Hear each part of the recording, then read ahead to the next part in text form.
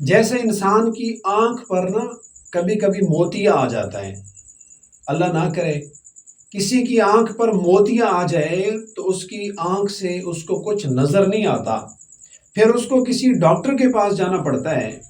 آئی specialist doctor کے پاس جا کر اس موتیا کو اترواتا ہے، پھر جا کر اس کو کچھ نظر آتا ہے۔ اسی طرح سیم یہ جو ہمارا دل ہے نا، ہمارے اس دل پر بھی کبھی کبھی گناہوں کا موتیا آ جاتا ہے، پھر انسان دنیا اور آخرت کی حقیقت میں فرق نہیں کر سکتا۔ اس دل والے موتیے کو بھی کسی اللہ والے کے پاس جا کر اتروانے کی ضرورت ہے۔ انسان کا دل بالکل سیدھا رہے، استقامت پہ رہے، ایمان پہ رہے اور دل کبھی ٹیڑھا نہ ہو، اس کے لیے بھی حدیث میں بہت ساری دعائیں سکھائی گئی ہیں۔ قرآن مجید میں ایک دعا ہے، اگر انسان یقین کے ساتھ اس دعا کو بکثرت پڑھتا رہے نا، اس کا دل کبھی ٹیڑھا نہیں ہوگا، اس کے دل پہ کبھی موتیا نہیں آئے گا۔ اعمال کے جس درجے پہ پہنچ گیا ہوگا اس سے آگے تو جائے گا،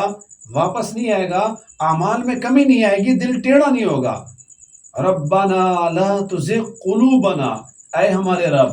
ہمارے دلوں کو ٹیڑھا نہ کرنا، بعد اذ ہدیتنا،